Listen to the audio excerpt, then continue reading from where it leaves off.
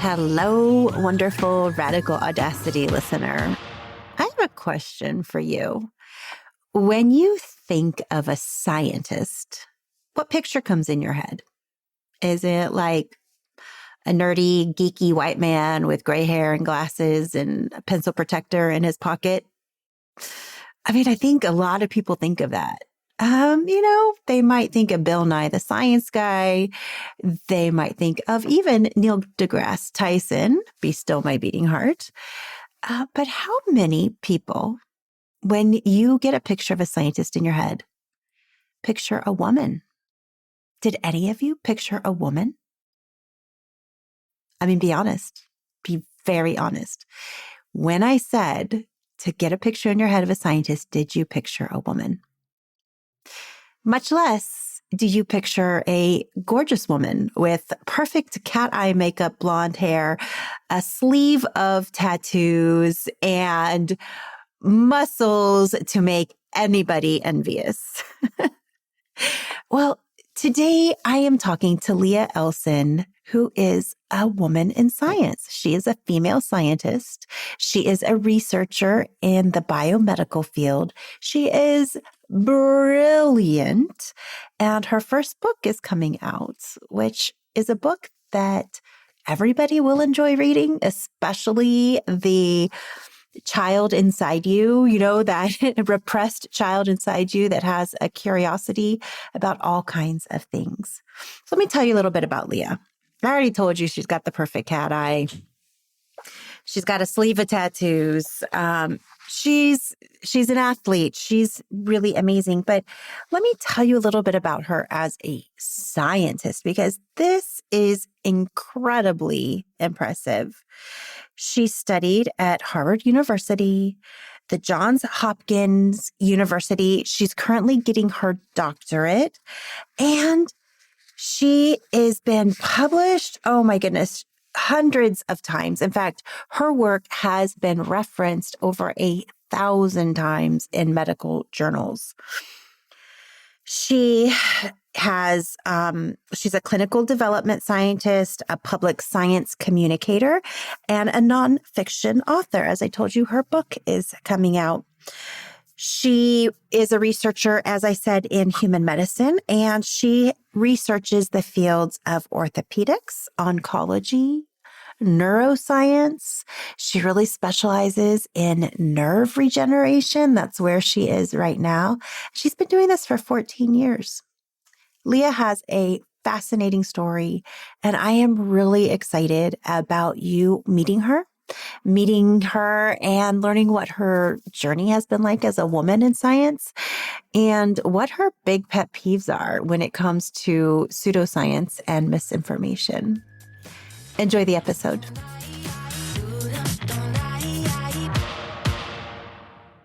Well, welcome to the interview, everybody. As you know, I told you that our guest today, Leah, is phenomenal. She's a woman in science. Harvard University, Johns Hopkins. She is gorgeous, tattooed, blonde, perfect cat eye, and just disrupting science left and right. So I am so excited to have you here today, Leah. Welcome. Thank you. It is a pleasure to be here. And thank you for noting the cat eye. I feel like that is, of all of my accomplishments, this is the one that is most hard won. Oh my God. Okay, so I can't do it to save my life. And I kind of have hooded eyes anyway, so it wouldn't do any good. But I am always amazed by somebody who can do a good cat eye. So yes, I will call that out and celebrate it. So I want to dig into you a little bit. You're really fun to follow on social media. You've got a book coming out. You're kind of in all the places doing all the things with your own podcast and your YouTube show and all of that good stuff. I'd love to dig into young Leah. How did you get into science? What's your story? And did you hit any brick walls along your journey as a woman in science? Sure. So, I sort of was born a science geek. I don't have any science in my family, so there was not any sort of environment for science. And I was that dorky kid that, like on the playground or sitting on the sidewalk, I'd be examining rocks or bugs or something, and the true story, when kids were starting to get into, the little dating scene and, you would kiss Johnny behind the bleachers, I was growing brine shrimp to study their morphologic changes as they developed. And that's 100% true. And so I'd always had this predilection for science through just an insatiable curiosity. I was always the why kid. I wanted to know everything about the world. And as I got older, I maintained that love for the sciences, but I got to college, and oddly enough, because I was an athlete and I'm also sort of a ham in front of the camera. And when you're in college, you have no idea what you want to do with your life. So I started sportscasting, of all things. And a couple of years into sportscasting, I was working for the arena football team in San Diego. And a couple of years in, my dad, he got cancer. He was incredibly sick. He was undergoing a lot of radical surgeries back to back to back. And there was a moment wherein I was on the sidelines and the production team was counting me down to go live. And I remember in front of these blaring lights holding a microphone up to my mouth and thinking, what am I doing with my life? I could be doing something so much more impactful for human beings, right? Having undergone this really tremendous philosophical event with my father being sick. And so then very next week, I quit cold and I did a bunch of soul searching, and I said, what am I passionate about? What do I love? And I ended up volunteering in the ER overnight on these graveyard shifts and, kind of assisting residents and med students and going through the process. And I rediscovered my true love, which was always in the sciences that had never gone away, and specifically in the human medicine route. And that was in, I think, 2007. And it has been that way ever since. So I've been trenched in research for so long, and I've gone through orthopedics and novel biotech and neuroscience now, and some speed bumps along the way. I know this is part of the reason why you have me on this cast, but, as a woman in the field, there are only 30% of researchers in the world are female. So there is oftentimes a very palpable power dynamic imbalance between the genders. And I definitely, as a young researcher, was sort of presented with some quid pro quo situations where, my future was sort of dangled in front of me for other desires from the other party, right? And luckily, being a very strong, very self-assured and very self-confident woman, I was like, absolutely not. And I reported it.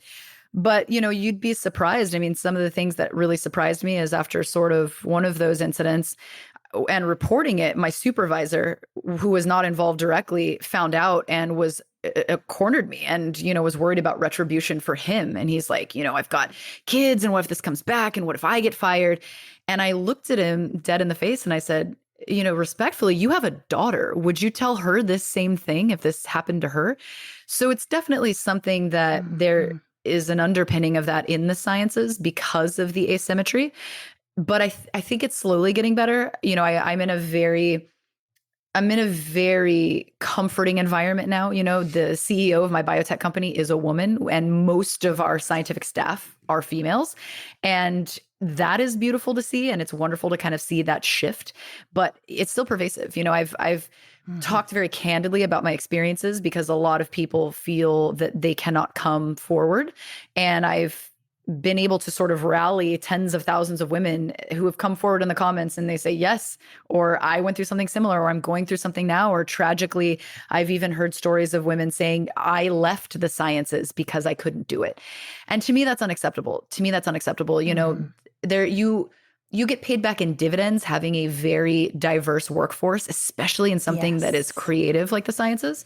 And so I'm sort of here to be a champion for people that are marginalized in my STEM field, right? Whether it's minorities, whether it's ethnic minorities or gender minorities or whatever the case may be, I'm here to sort of push that envelope and herald in a generation of non-traditional scientists, right?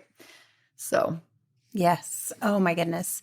So much of what you say resonates because there's just so many places where the population of women in the United States is somewhere around 50%, 50 to 52, if you add in the non-binary and all of that, right? But there's so many areas where we are the minorities in certain professions. Podcasting is one of them. Absolutely. Sciences, the mathematics. Yet these are all areas where more diverse voices, whether they're people of color, whether it's women, whether it's trans people, like we need those voices, especially in science, especially in research. Of course. Because these bodies don't all work exactly the same and react exactly the same.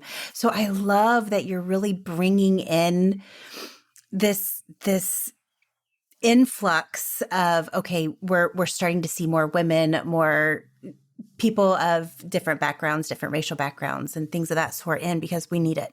We need it. Absolutely. And, it was never, I never woke up and said, I think I want to be a social activist today. It was sort of something that evolved out of necessity, and I always feel like if there is a need and you can help sort of serve that need, then you step up and you champion people like you. And I always said that I never wanted to pass the buck. I never wanted to make anything that I had gone through somebody else's problem to follow. I want to make science a hospitable environment for everybody that comes after me, right? I've gone through my tribulations and I know where my lines in the sand are, and I want to ensure that people that come after me in the following generation feel empowered to do so as well, right? Because I never had that role model. It took me until maybe I was 12 years into my career before I even had a female supervisor. So I was immersed in a world of men and I did not have a good compass to guide me. Luckily, as I said, because I am very self-assured, I have this sort of thunderous sense of self, but there are so many in my field that do not. And I would hate to think that because I didn't speak up or I didn't come forward and utilize my public platform for the purposes of making those voices heard, that someone else had to deal with it and it was worse for them or they left the sciences. That's absolutely the worst case scenario. So I think everybody listening, no matter what field they're in, can inside feel what you're talking about. I'm pretty sure almost everybody listening has had a situation where there was some sort of sexual discrimination or racial discrimination or religious discrimination, harassment based on those things, whether it's their sexual identity or their gender identity. Definitely. I mean, I'm raising my hand. I've definitely had sexual harassment in the workplace that I had to report, and it's a brutal process. It's a heart-wrenching, brutal process. And I think, now I'm 37 years old, and it took me until 37 to realize just how pervasive it is. I've said it recently that I have not come across a woman that if you really sit them down and they feel comfortable enough to disclose things like that, I don't think I know a single woman that has not gone through that. And that's something that does not sit well with me, right?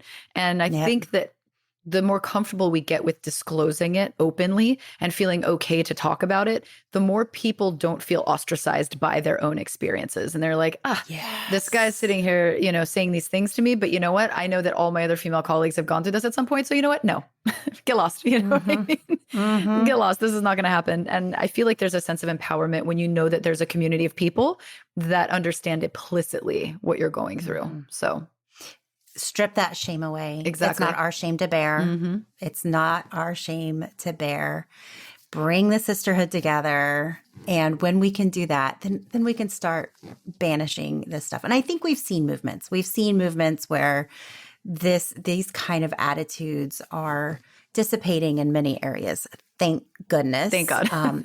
Massive pushback in others, but that's... We'll take it. Progress, one step at a time. We'll take progress. We'll take the progress. I love it. So let's dig in a little more to your work and you. Like I love your message because, as you said, you have this thunderous sense of self. I wrote that down. I love that. I love that so much. That term was actually coined for me by a teacher's assistant of a literature class that I was taking. He actually had me in his little breakout session. And that's what he coined me. He said, "You have a thunderous sense of self." And I was like, I do. And that's kind of stuck with me. It's really awesome. It's really It awesome. is. And anybody that follows you on social media or follows any of your work, they feel it immediately. And I think this is really important because whether we're a scientist, whether we're a mathematician, whether we're a performer, an author, a politician, whatever it is, wherever you are as a woman, having that thunderous sense of yourself allows you to be very multifaceted. I think so. And very much you. And you are that. So talk a little bit about you. You have many facets, many sides of you, and they all come together to really create, well, the strong woman with the thunderous sense of herself in science. Sure. So I think the crux of everything about me is that I am recklessly spontaneous, right? So if I see something or I want to do something, I'm like, yeah, I'll do that. Of course I'll do that. Why not? I sort of have never given myself a set of breaks, right? And sometimes that's really awesome. And sometimes it's been detrimental, truthfully. But, as a person, I am not pigeonholed into just being kind of a science geek. I am a self-proclaimed science geek. I love the sciences. I live it. I breathe it. It is my life. But I'm also a power lifter. I'm also somebody who rescues pit bulls. I am also a nonfiction author. I'm a science communicator. So I have sort of all of these interesting things. My de-stress is being outside. I backpack, I rock climb, I surf, I snowboard. And I think a lot of this is just, or it originates from this desire to want to just sap everything I can out of life, right? Again, I think possibly underpinnings of my father being sick, it's sort of one of those, man, life is so fleeting, and from a biological standpoint, knowing that, that other shoe can drop at any point. And so, yeah, why not? Why not go and fall down 50 times on a single run on the slopes, learning how to snowboard? Why not? Why not come to the table with a crazy idea? And in biotech, that's encouraged. And so it's, a personality like mine fits really well with that. It's something where you're on the bleeding edge of research. So yeah, come to the table with crazy ideas. They love it. And so I've really found a home as a scientist in that environment, being recklessly spontaneous, right? Because science is very pragmatic, and I allow my colleagues to be my brakes, right? And then it's beautiful because they kind of let the reins free, and I get to run and do all these interesting things. And I do microsurgical instruction and teaching young surgeons how to do appropriate nerve repair, and taking what we know about nerve repair and applying it to novel patient groups. We're talking about the trans community.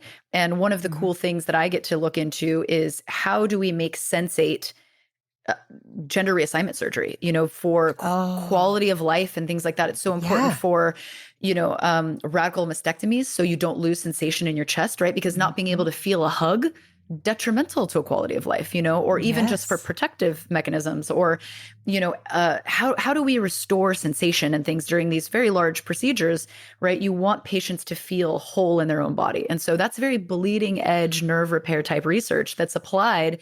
And I love this in a facet and in a timely manner wherein we are now diverting a lot of resources to the trans community, understanding how important these surgeries are for the patients at large, for their lives, for their quality of lives, for their self-satisfaction psychologically. And then how can we take some of these interesting technologies and apply it to those surgeries to make them even more successful and make these patients even more happy and feel at home in their bodies. So that's what I do.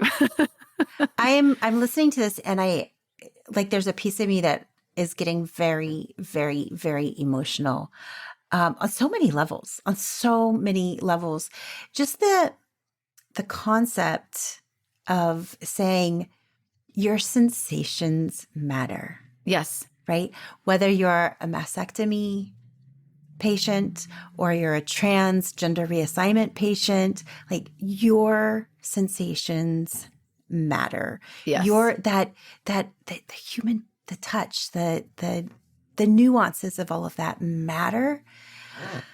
I love hearing that science is really digging into that and taking that. It's a recent paradigm shift, and it is so beautiful to be a part of it now, because now, rather than saying the surgery was a success because we closed up and you didn't bleed out, right? Successful surgery. Right. We're now saying the surgery is not a success until it is a success physically, and your quality of life and your satisfaction as a patient is good, right? It's not successful otherwise. And you're starting to see things where Medicare, right? Medicare, when they compensate hospitals for procedures that are performed, they really kind of set the tone for private payers, right? So private payers will look to Medicare. What are they funding? What are important things that Medicare has on the horizon that they want to put their clout behind?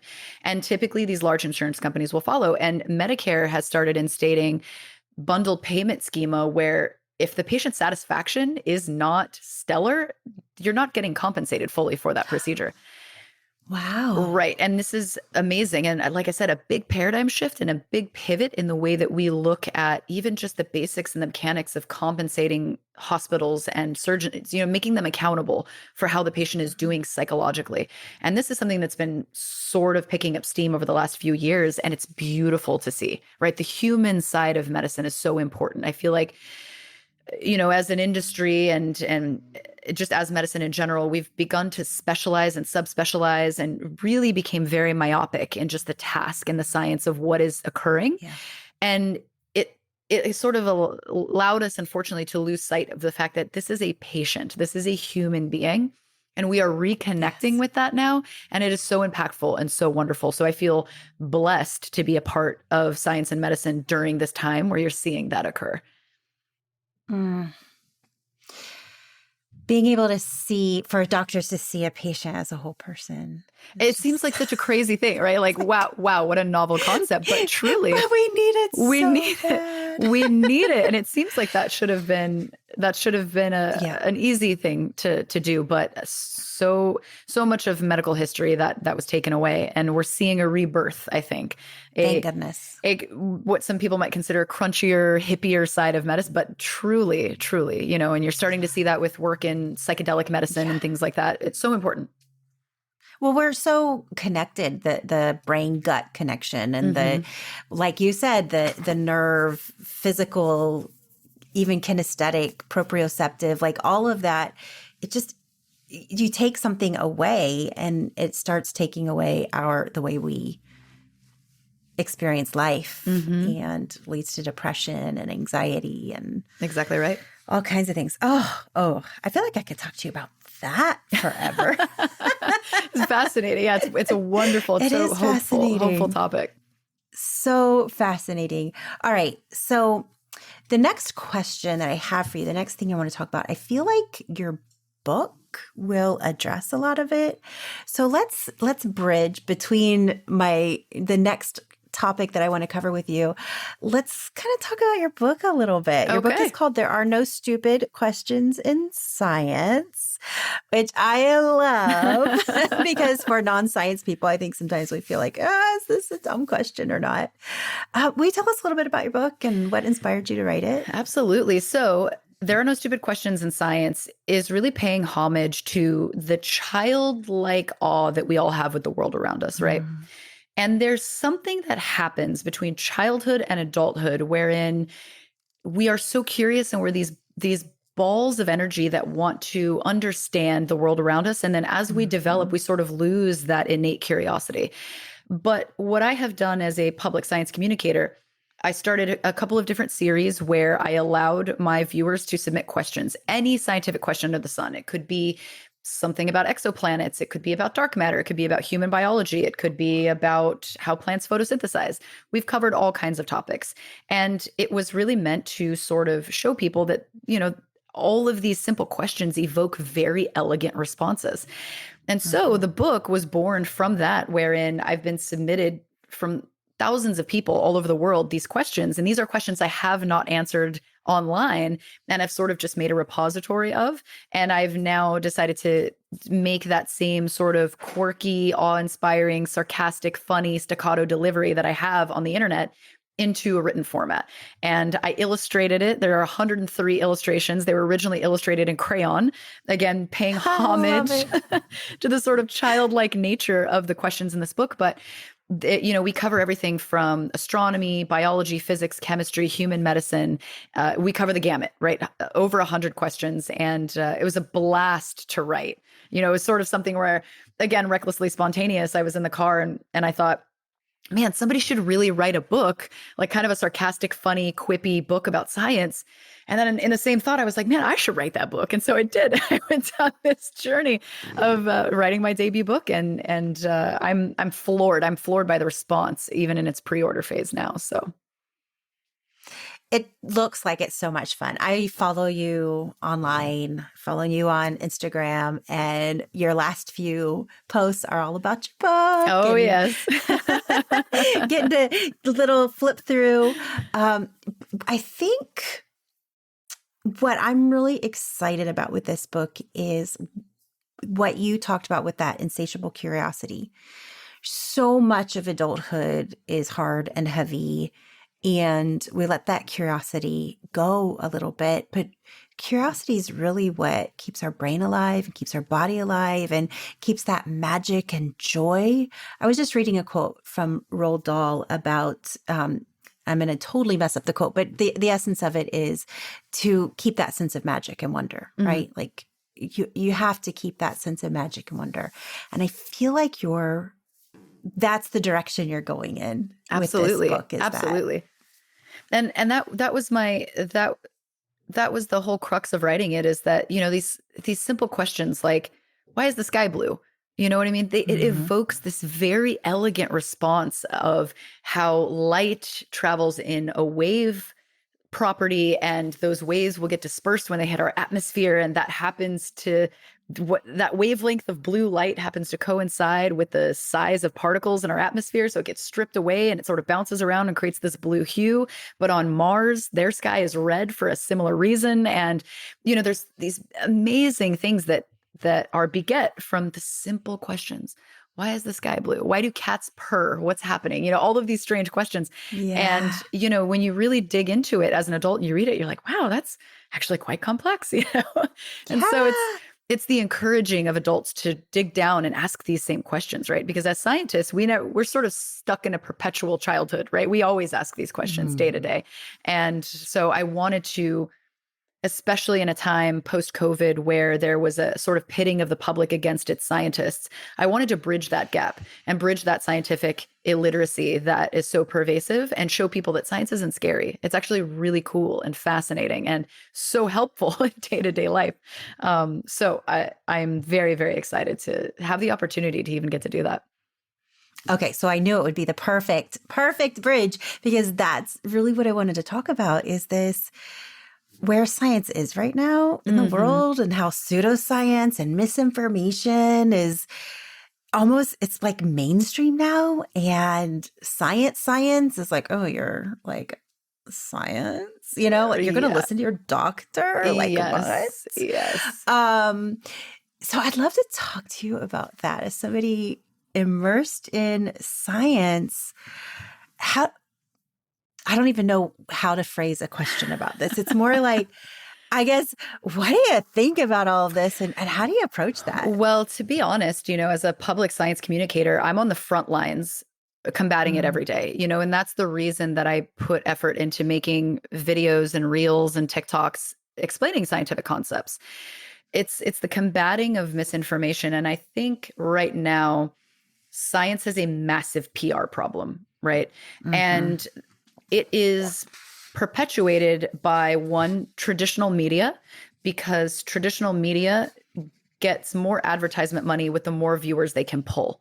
The more inflammatory a headline, the more sort of bastardized the science, the more advertisement money they get by virtue of viewers. So of course, they prioritize things that are factually incorrect or factually skewed to a point that it becomes tabloid media at that point. Right. For instance, perfect example, I just did a video explaining the principles of these quote unquote zombie viruses that they were harvesting from melting permafrost in Siberia. And they chose this headline. They were like, zombie viruses discovered in Siberia. And so, of course, I saw that it got shared like wildfire on TikTok and everybody making memes like, oh my God, not this. I can't do this after COVID. Or, like, please, the meteor just hit the world already. People making jokes about it.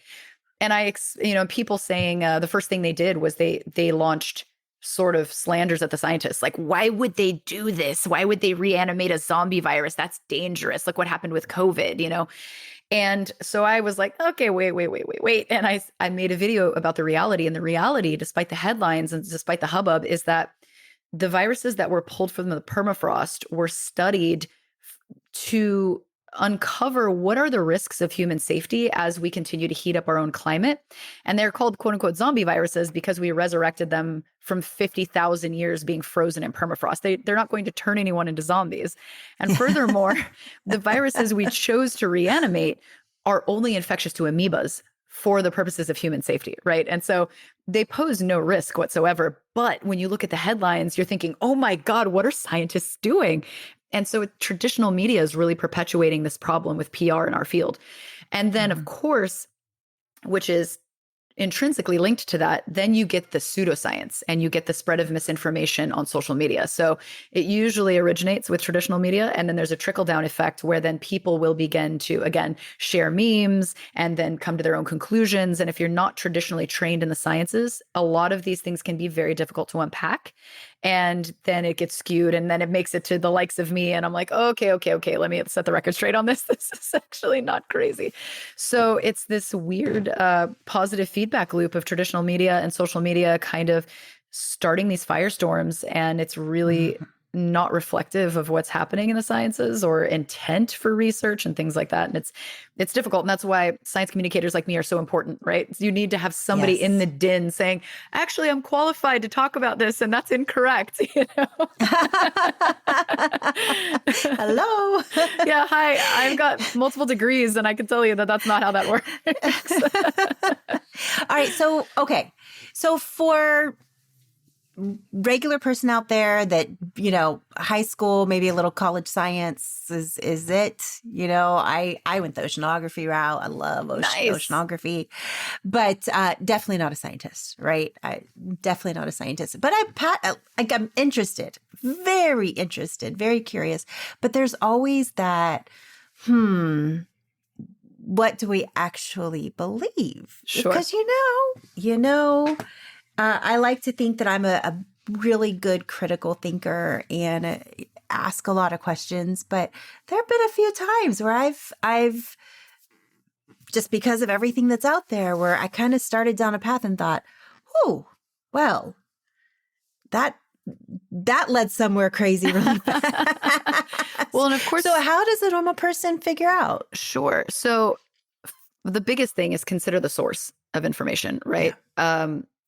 There in medicine, in chemistry, and physics, when there are new developments, they are released because peer-reviewed publications have been made public, right? And it's always good to track back to the source. Now, I caution everybody, because sometimes, especially in physics, you will look at these peer-reviewed manuscripts and you're like, I may as well be speaking Latin. I don't know what any of this means.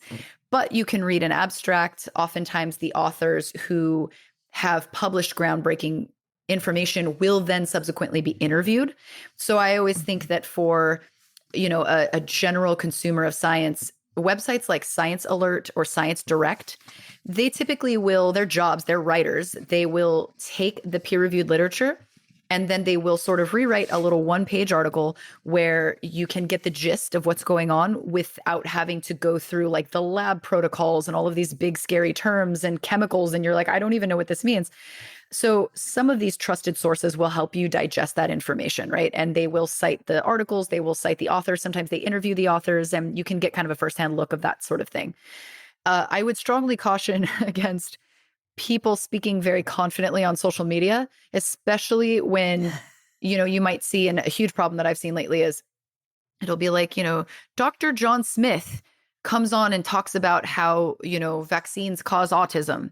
And then you're like, okay, Dr. John Smith, I'm curious to see, like, what's your background? Clearly, immunology, clearly epidemiology. And then you find out he's got a doctorate in like underwater basket weaving. And you're like, but he's not and I think that that's hard for, again, general consumers. They see the word doctor, and the people that are doing these interviews and the people that are interviewing them know damn well what that doctor is going to elicit, right? You're establishing a sense of authority on the subject. But if you actually look back into what they do, you're like, oh, this person they don't even have like a hard science background. They have a doctorate in history or something. And then, so you have to kind of qualify your sources. First step, qualify. Second step, go to the source, go to the actual study. And like I said, Science Alert, Science Direct, great websites that will help a consumer sort of be able to read something digestible in like a one-page format. And that's what I suggest. Social media, people can talk confidently and loudly and, sometimes get the point across, but, doesn't necessarily mean that they're right. I can't tell you how many things that I've looked at and or stitched and just said, this is actually completely biologically non-feasible and inaccurate. Like, that's not the way the human body works at all, or cellular processes, for so many reasons, one of the things I love to harp on were people saying that mRNA vaccines, which were a tremendous feat of human ingenuity, phenomenal, and are now being applied to other diseases, that they would change your DNA. And I was like, oh my gosh. And I was like, guys, you learn this in basic biology, that DNA is under lock and key. Nothing except for a couple of steroid molecules are allowed in there. DNA and mRNA never come into contact biologically, not once. Like, you can't even try. You could take a piece of mRNA and try to mash it into the nucleus and it will never go. It just won't, because it's not designed to work that way. And, so that was maddening. Scientists just going, oh my gosh, this won't die. That's not how this works. And so, it's tough to combat that, but I think that's why encouraging specialists in their field to come forward and try the public science communication route, talk about your research, get people curious, and help people understand, help them understand, because I always say that our PR problem, it starts with us, right? It starts with the scientists, because so often we dedicate our entire lives to helping human beings. And when those human beings turn their back on you, and they say, we don't need science, it's easy to say, okay, fine. We don't need you guys then. But I challenge all of my colleagues, if the general public does not understand your research, it is not their fault. It is yours. If you don't know your work well enough to be able to communicate it to the general public, and the average American has a 6th grade reading level, if you can't do that, then you don't know your work well enough, and you need to go back to the drawing board, right? So a lot of it is ownership on scientists, right? It's not the general public's job to interpret this. We're experts, so it's our job to circulate it appropriately. And that's where a lot of the breakdown has come in, I think. Oh, that's such a good point. I think a lot of times people see scientists as unapproachable and not able to have a conversation like, will I really even understand what they're saying? So to be able to come and talk to us like you do and make it enjoyable and interactive and understandable and entertaining is so very, very helpful.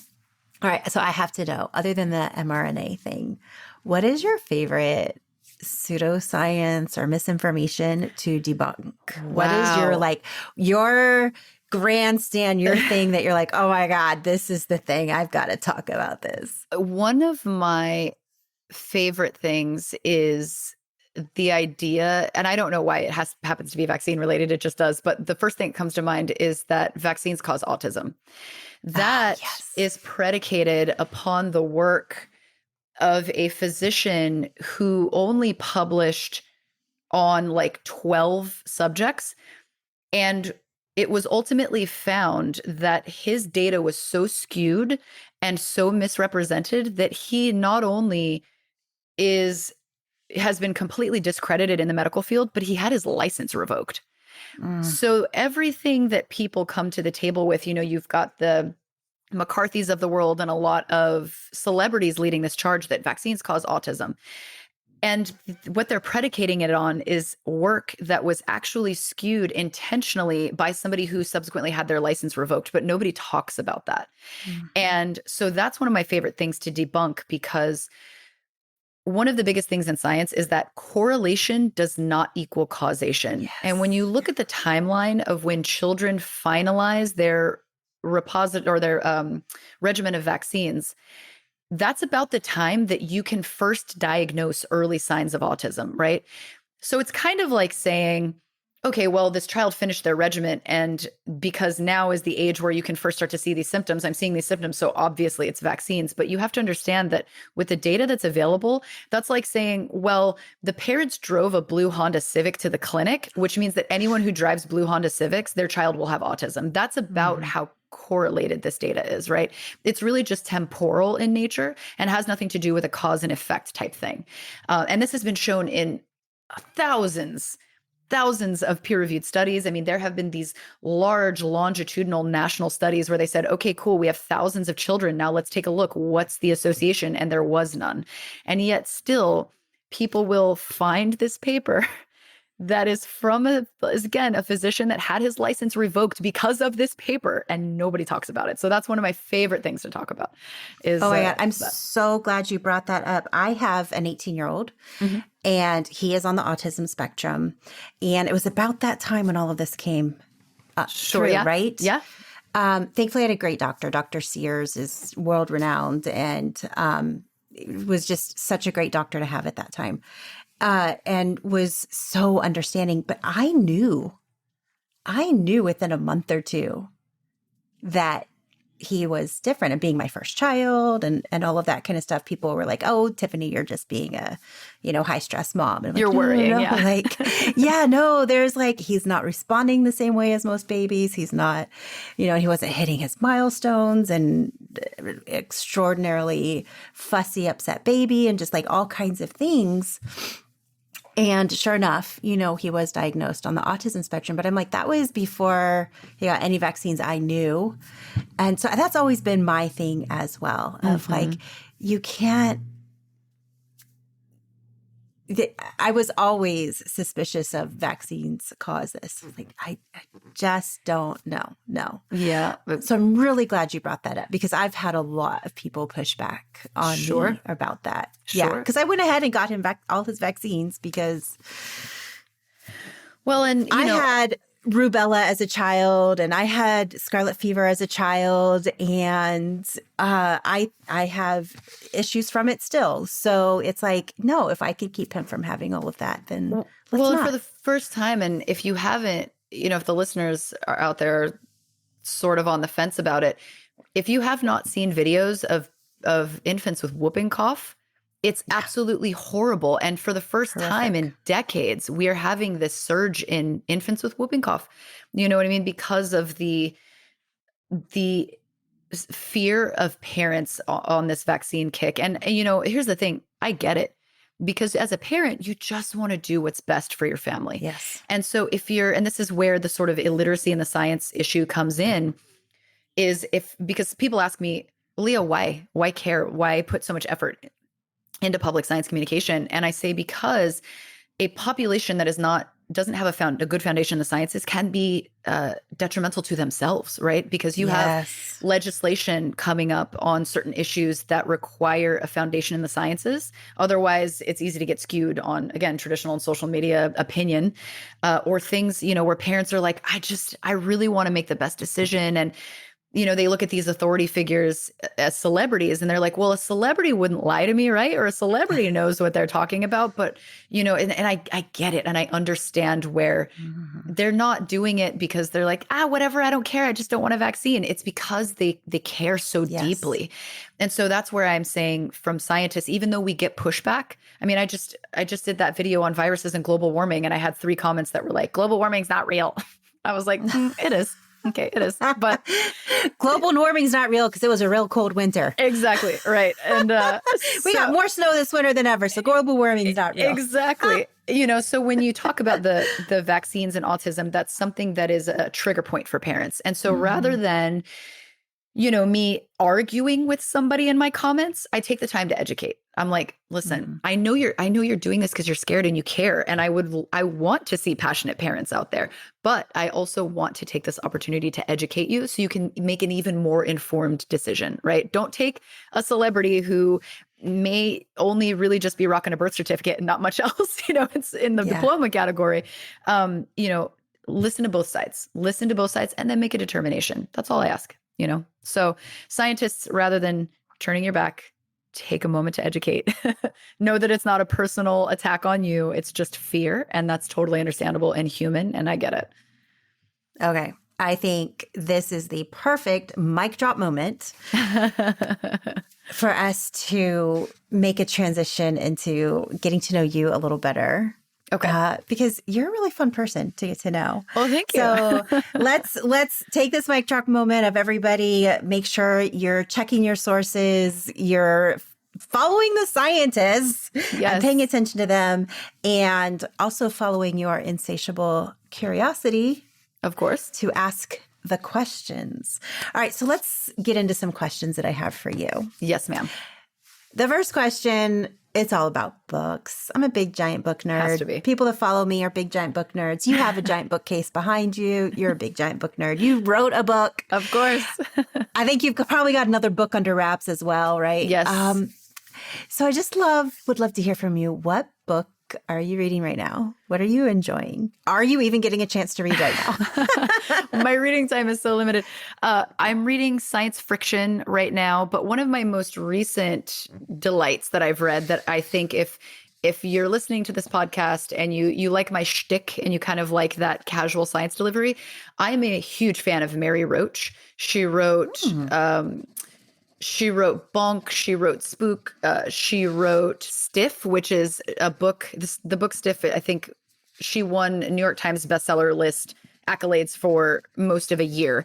And it's where she undergoes investigative journalism. And for Stiff, it was, what do we do with human cadavers? When you donate your body to science, what are all of the interesting ways that they get used? And she is very kind of dryly sarcastic. She's very wry. And her most recent one that I read anyway, it's called Packing for Mars. And she went on this whole investigative journey to sort of uncover some of the less than glamorous things about being an astronaut. And some of the things she cites are, on the space station, when you have to poop, you have to be strapped down because of zero gravity to the toilet by your legs and by your waist. And obviously, the act of it, there's no break off and fall into the toilet. So there's this massive vacuum that just kind of sucks it into a blender and it gets blended up and then dried up. And so she undergoes the most, she studies the strangest things that you wouldn't. My kids would love. It's fantastic. Mary Roach, and she is a massive inspiration for my own writing. I have always loved her books, and she does the most and goes there and in the weirdest topics. But Stiff was, I think, a massive breakout book for her. And then Packing for Mars is wonderful. So that's some of the highlights of my bookshelf. Okay, good. On my list.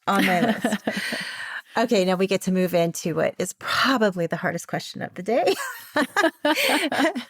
They're making the movie of your life, Leah, and you get to pick 3 songs for the soundtrack. What would they be? Okay. I love music. So this is a big answer, but I think about what's the essence of my personality. Come and Get Your Love by Redbone. You can't listen to that song and not kind of bop around and spring around. The song Gold by Kiara is just sort of another kind of vibey song. And the last one, I can't remember what my last one was because you gave me a little bit of prep for this question. Yeah. But if I were to just transition, I would say right now, like a ballad, a female empowerment ballad is Nightmare by Halsey. Oh, Halsey's so good. Okay. That's a good soundtrack. I like it. It's got lots of layers. There's some layers. There's some vibing. And then there's also just a strong kind of screamy female empowerment ballad. Yeah, that's good for this month. We're recording right now in Women's History Month. Of course. Yeah. So important. Okay, I like it. Okay, last question, and I'm sad it's the last question because I feel like I could talk to you forever. But last question, this podcast is all about radical audacity. And radically audacious people very rarely have easy lives. They really don't follow the norms and the shoulds. But they have like rich, happy lives because it's, like you said, they have a thunderous sense of self. So I would love to know, what is your latest act of radical audacity? That's an easy one. So my field obviously is sort of steeped in a bit more of a conservative lifestyle, right? When you think of scientists, you think of the Bill Nyes of the world, the Neil deGrasse Tysons, right? Sweater vests and gray hair and sort of... Which, I mean, I got to admit, I find sexy, so... Listen, same. I mean, same. Love me a good nerd. Yes, absolutely. My first like real celebrity crush was Stephen Colbert, so I mean, come on. I mean, okay, I get it. I really get it. Okay, go ahead. So my recent, within the last year or so, radically audacious moment was I had always wanted a full sleeve of tattoos. And my tattoo sleeve is dedicated to the sciences, all of it. And so I worked with this amazing artist that does realism. And so you can see it on camera now. I mean, it starts with a warpage of space-time, and there's a lab hand, and there's some round bottom flasks and an astronaut tightrope walking on a neuron. And I've got an old Victorian microscope, and we're still building it out. And I love that because when I used to be very nervous about expressing myself in my field because I wanted to be taken seriously, right? As a minority in my field, I don't need anything else sort of, I would call, quote unquote, working against me. And I have this little tiny nose ring, and that was me like, oh my God, I have like a little nose piercing that you can barely see, right? So I'm very rebellious. But I was like, I can't have visible tattoos. I love tattoos. I have several. Can't have anything visible. And then finally last year, I was like, you know what? I've been in this field. I've published so many times, and I am forging a path for people that come after me. I'm going to express myself. Damn it all. And so I got this full sleeve, and I go up on podium, and I do not make it a point to cover it up. And so I am sort of becoming known as like, oh yeah, that blonde scientist with the tattoos. And I love that. I love that that's now sort of an accepted thing, and I don't have to cover it up, and I can feel proud of it and express myself in that way. So I am behind you 127%. Like, being able to show up authentically as yourself, whatever that is so important. I was in public education for 20 years. And so I have several tattoos, but they're all hidden. They all had to be hidden under clothes or my hair or whatever. And like, I'm sure I have one on my neck. Right? You were like, where can I never put my hair in a ponytail because I have one on my neck. And everything is covered. And I'm like, well, they're just for me anyway. Exactly. But I just think when you finally release all of that, and you're like, no, I get to show up as I am, as I want to be. And hello, this is me. I just think it's so, and tattoos, I think tattoos, we're starting to lose the stigma of, a tattoo person, they're not very smart, whatever. It's like, no, it's body art. It's art. It's body art. Express yourself. It's expression. And yeah, it's definitely, and there's something to be said for capitalizing on that confidence, right? When you are so confident in who you are and solid with who you are and what you like and the energy you put out into the world, it makes what you do, whether it's science, whether it's driving a bus, whether, whatever you do, it makes you that much more empowered. It makes your job easier. It makes it more enjoyable when you don't feel like you have to be pigeonholed into a space that is created for you, right? I'm all about forging your own space, your own path, and making it absolutely yours from start to finish. I love that so much. Love it so much. Thank you. You have been an absolutely fantastic guest. I know the listeners are saying, how do I connect with Leah? Will you tell us where they can follow you on social media? Give a quick plug for your book again, and tell us, I think it's on pre-order, so tell us all that good stuff. So the book is called There Are No Stupid Questions in Science. It's available for pre-order, but it drops on June 27th of this year. But you can pre-order it anywhere books are sold: Target, Walmart, Barnes & Noble, Amazon, indie bookstores. I love supporting an indie bookstore. So you can go to IndieBound, Google indie bookstores near you in your zip code, and most of them will have it up. And you can find me. The easiest way is probably to go to my website, leahelson.com, and there are links to my social media there. Otherwise, you can follow me at Gnarly by Nature on Instagram as well as on TikTok, and you can come and check out all of the science content. Send me a message. Let me know what you want to learn about, and I am happy to acquiesce all of your requests. I love that. Okay, before I let you go, though, Gnarly by Nature, I just have to know, where did that originate from? Honestly, when I first started this journey, I didn't think I was going to be this public entity. And I just thought it was clever because gnarly has a silent G. And then I spelled nature with also a silent preceding G. And I just thought that it was funny. That was it. Which I think lets us all know a little bit about your sense of humor. A little bit about great. me. And you'll read it in the book. That sense of humor is just saturated in the book. It's very silly. So. Yay. I love it. I love it. Well, you have been a gorgeous guest inside and out, and we really appreciate having you on. And listeners, make sure you follow Leah. It's she's fun to follow, and she gives you good science, real science. The real science. And it was a joy. It was an absolute joy to be here, Tiffany. Thank you so much for having me on the show. Thank you.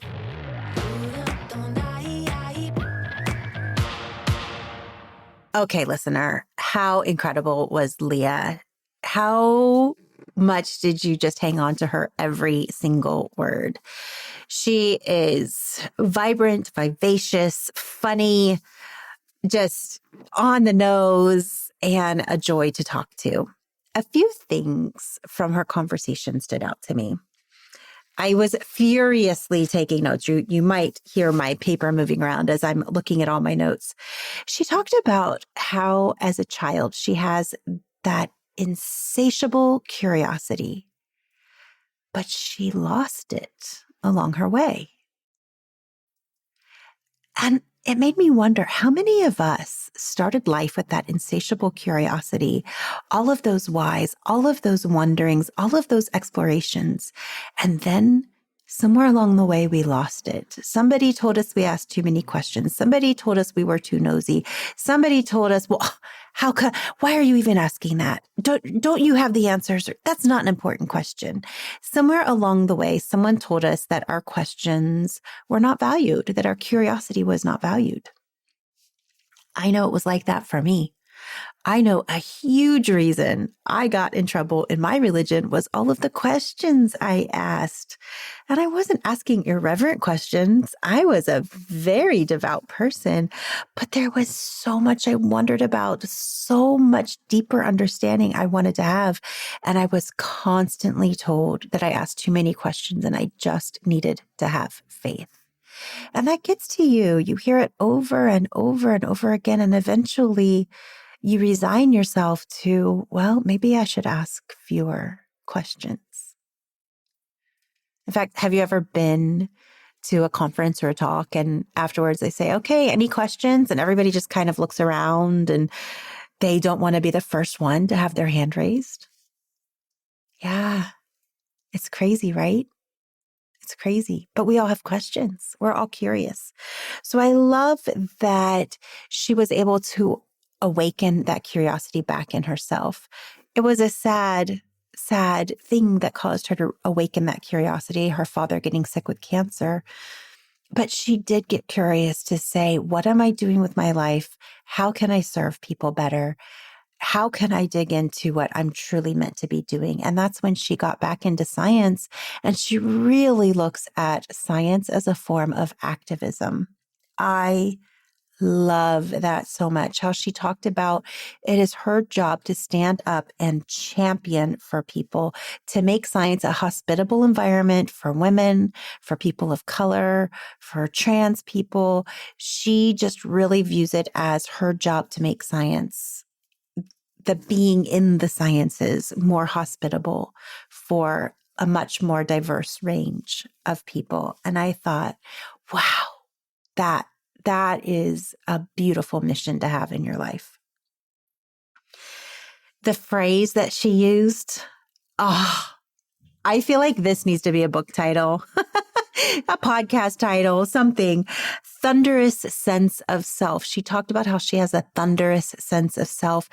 And listener, how amazing would life be if we could each say, I have a thunderous sense of self. The picture I get in my head is loud and booming. And I don't mean volume loud. I mean living loud, living at your full volume, living at your full self. Thunder shakes the windows. Thunder booms and reverberates. You can't ignore thunder. It sets car alarms off. If we have a thunderous sense of ourself, then we get to reverberate in the world around us and make lasting changes in the world around us. So let's each make it our mission to have a thunderous sense of self the way Leah has of herself. I also liked how she said she was recklessly spontaneous. I think that is such a fun way to live. I tend to say heck yes to a lot of things. I don't know if reckless is quite there, but I'm pretty spontaneous and heck yes, and let's explore this and let's do that. So I love how she talked about that. And the last area we talked about was this area of general distrust for scientists and the gross amount of misinformation and pseudo-science that is swirling around social media and regular media, and how hard it is for many of us that aren't in the sciences to be able to figure out, well, what is true? What is real? What should we trust? Who do we trust? And I love that it is her mission to help us with those answers and to figure out who to trust. I'm really excited about her book coming out. If you check the show notes, there is a link to where you can pre-order her book. There are no stupid questions in science. I almost couldn't say that word stupid. Having been a teacher for 20 years, we were told, stupid's a bad word. Don't say stupid. There are no stupid questions in science. I love the title of her book, and I'm putting a link in the show notes for you to be able to pre-order that book. The actual book comes out on the 27th, but you can pre-order. And you guys, when you pre-order, you help an author out. Right? You help them out. It lets the publisher know, hey, this is a book people are interested in. So help an author out, pre-order her book. Along those same lines, help a podcaster out. Did you know the number one way people find a new podcast is from friends and family? That's right. 70% of female podcast listeners find their new podcast because a friend or family member said, hey, you should listen to this. So if there is anything about this episode that you think, hey, my friend needs to listen to this, please pass it on to her. Let her hear this information, learn about Leah Elson, and wake up that curiosity and that thunderous sense of self. Thank you so much for listening. I hope you have a beautiful day. Remember to raise the volume of your voice. I'm listening.